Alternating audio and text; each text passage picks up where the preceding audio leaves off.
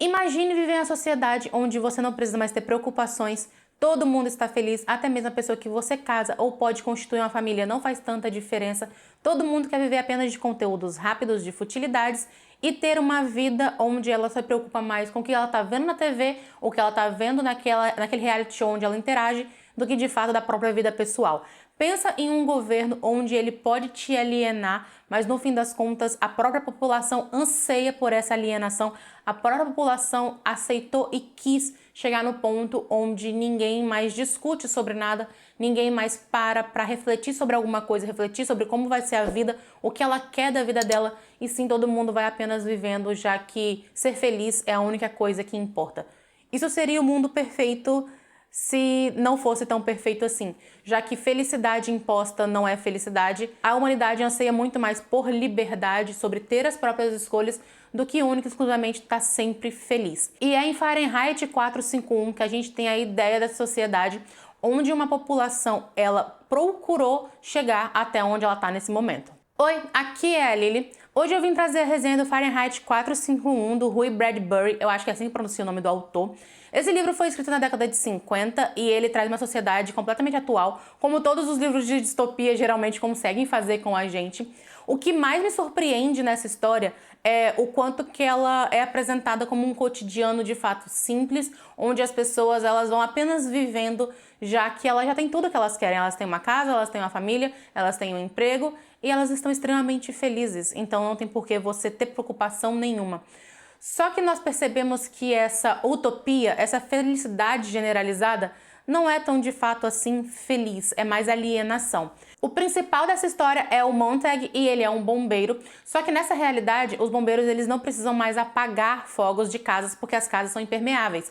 O trabalho deles foi trocado para que, a partir de hoje, como eles já mexiam com fogo, eles não vão apagar, e sim eles vão atear fogo a livros, já que ideias e livros estão sendo proibidas e ela é completamente criminalizada na sociedade dele. O Montag, ele vai fazer o seu trabalho todos os dias, ele entra em casas, ele joga livros na fogueira, ele acende e bota fogo até mesmo em casas quando necessário, só que em um momento ele vai conhecer uma vizinha dele e ela vai ter ideias diferentes, ela vai perguntar o que ele acha de algo, o que ele acha de uma coisa ou de outra. E a conversa com essa vizinha faz ele perceber que tem coisas que ele precisa pensar sobre a vida. Ele começa a refletir sobre o que ele faz, sobre como é o trabalho dele e o porquê de fato que os bombeiros precisam queimar os livros. Por que os livros precisam ser queimados? E como que essa menina tem uma ideia diferente de mundo do que todo mundo que ele conhece. O Montag começa a refletir sobre as coisas que ele conversou com essa menina, ele começa a questionar o porquê dele queimar livros, o que tem dentro daquele pedaço de papel que ninguém pode ler, porque é tão proibido assim.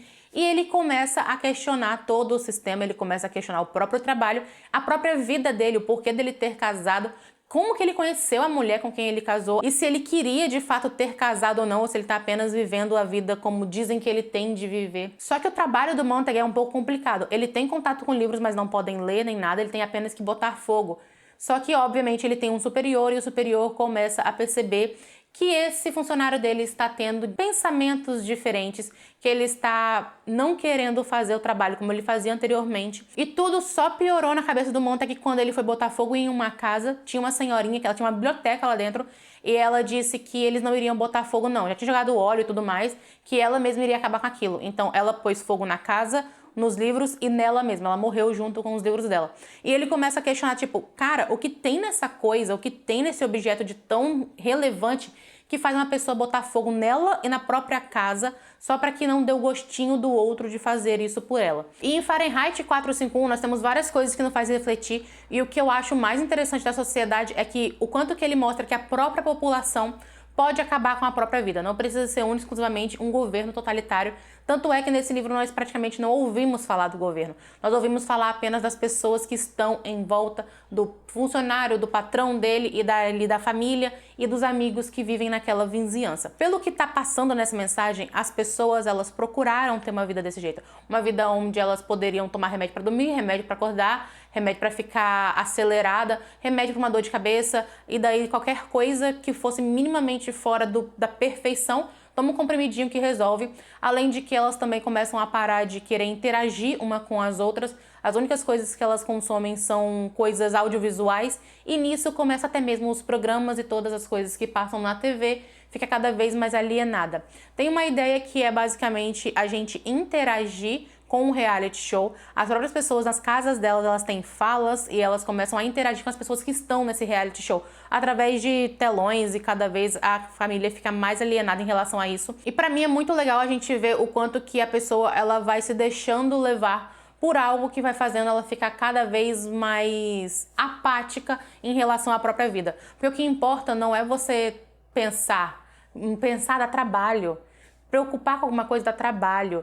Se preocupar com doença, família, ver o que você quer de carreira, ver o quanto que você ganha por mês, aumentar esse valor desse salário, consumir coisas e querer comprar coisas. Tudo isso traz preocupações, traz trabalho. Então, se todo mundo tem uma vida perfeitinha, se todo mundo já tem tudo meio que pré-definido, pra que eu vou me preocupar? Se por um acaso eu não dei certo nesse casamento, termina e arruma outro. É tão simples. Pra que eu vou perder meu tempo tendo sentimento por alguém, tendo empatia por alguém, ou até mesmo querendo estar perto de uma pessoa? Não, vamos tomar um chazinho da tarde e fazer de conta que nós nos importamos um com o outro, mas no fim das contas, não, ninguém se importa com ninguém.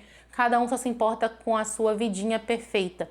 E tudo que traz aqui é sobre essa perfeição que é basicamente imposta uns contra os outros, porque quando alguém sai da linha, quando alguém não quer mais estar nessa perfeição, essa pessoa ela é perseguida, essa pessoa ela é condenada e ela é morta. Todas as pessoas que pensam minimamente fora do que é o padrão, fora do que é o você vai andar aqui, ó, prestar atenção apenas aqui, viver as suas futilidades, se preocupa apenas em comprar uma tela maior para você ter mais interações com os reality shows que estão ali, que é a única coisa que importa na tua vida. Se a pessoa sair disso daqui, se ela fizer isso, já é o suficiente para que você seja perseguido. E tudo vai ficando cada vez mais grave quando o Montag percebe que a vizinha dele, que era a menina que ele chegou a conversar, ela sumiu. Só que ninguém fala, mataram. Não, desapareceu, se mudou. Só que ele começa a perceber que todas as pessoas que se mudam ou simplesmente desaparecem do nada são pessoas que estão questionando o sistema. Então ele começa a questionar e ao mesmo tempo começa a ter medo do que vai acontecer com ele, sendo que ele sabe o que acontece, sabe que se alguém pegar ele com livros, porque ele começa assim a pegar livros e a ler,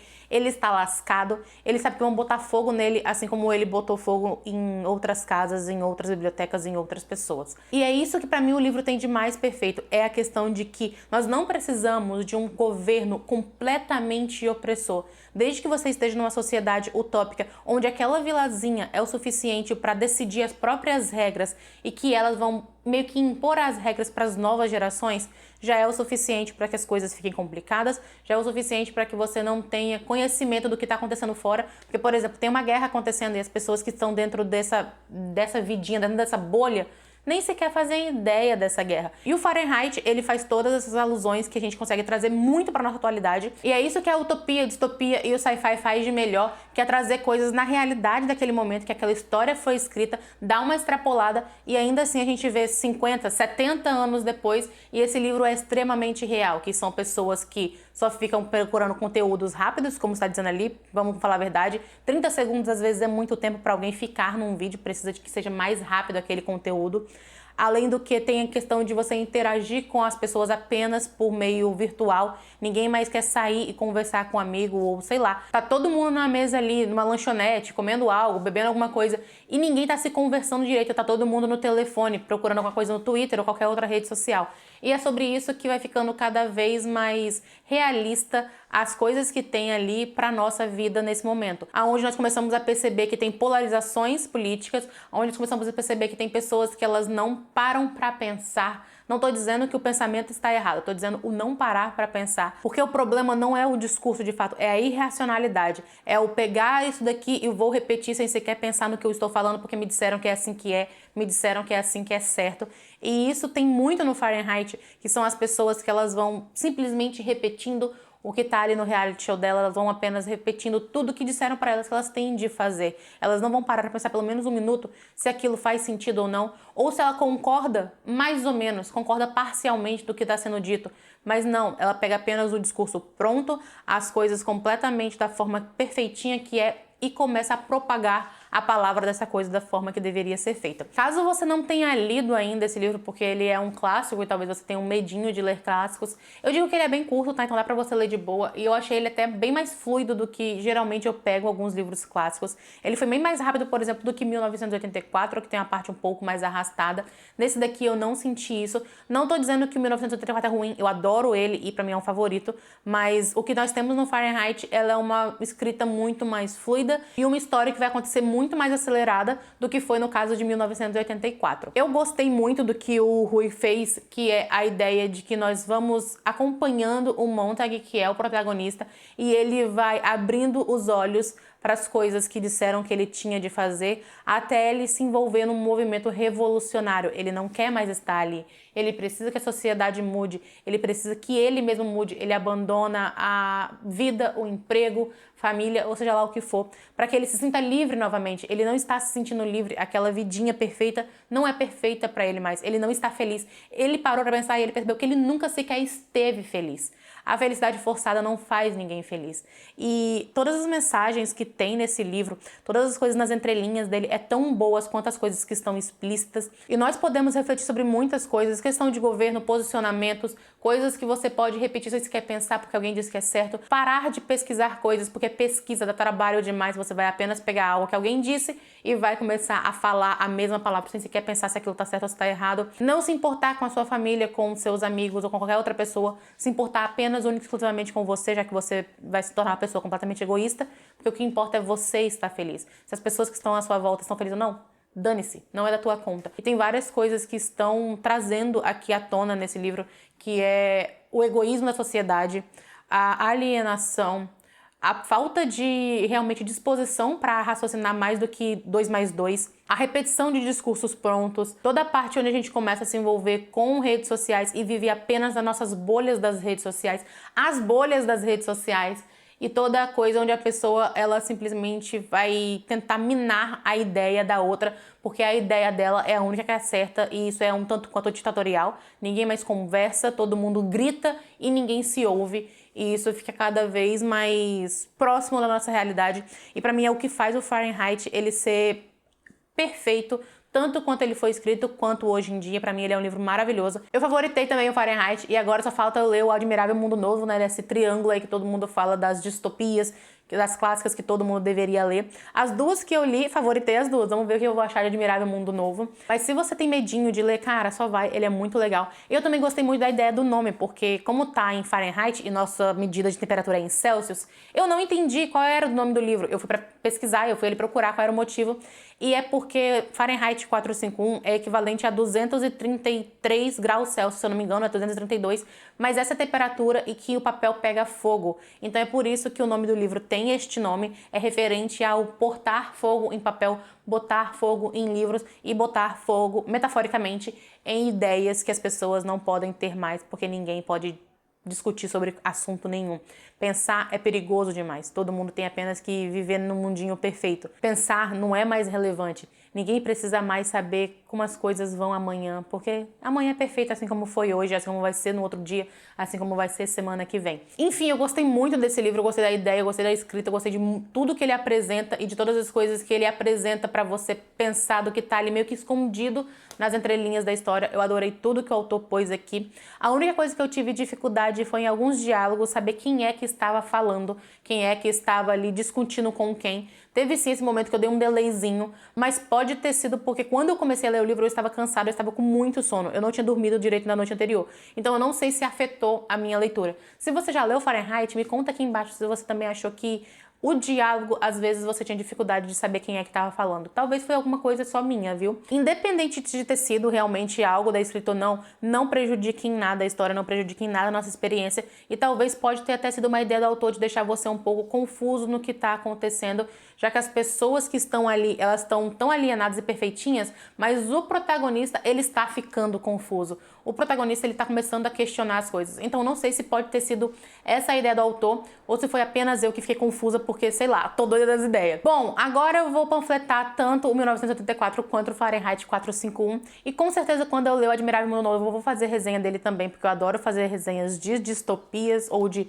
utopias que não são tão utopias assim, né? Que é o que geralmente acontece. A utopia, ela não é tão perfeitinha. E essa foi uma leitura exclusiva do Catarse. Nós fizemos uma LC desse livro. E esse mês nós vamos ler As Vitoriosas, que é uma ficção histórica, pelo que eu soube, é uma história pesadíssima, mesmo tendo poucas páginas. Caso você queira fazer parte das leituras extras do Catarse, tem o link aqui embaixo, vai lá conhecer o projeto. A partir de R$10 você já entra pro clube, entra para todas as coisas exclusivas para o Catarse. Obrigada por ter assistido até aqui. Se inscreve no canal se você ainda não for inscrito. Me conta se você já leu esse livro e se você achou coisas nele que talvez eu não tenha comentado, ideias que talvez eu não tenha percebido. Eu adoro ter um bate-papo sobre um livro que eu acho tão sensacional e ainda assim creio eu que uma releitura para ele seria ainda melhor, porque eu vou pegar ideias e vou desdobrar ainda mais tudo que o autor me passou ali. Beijo e te vejo no próximo vídeo.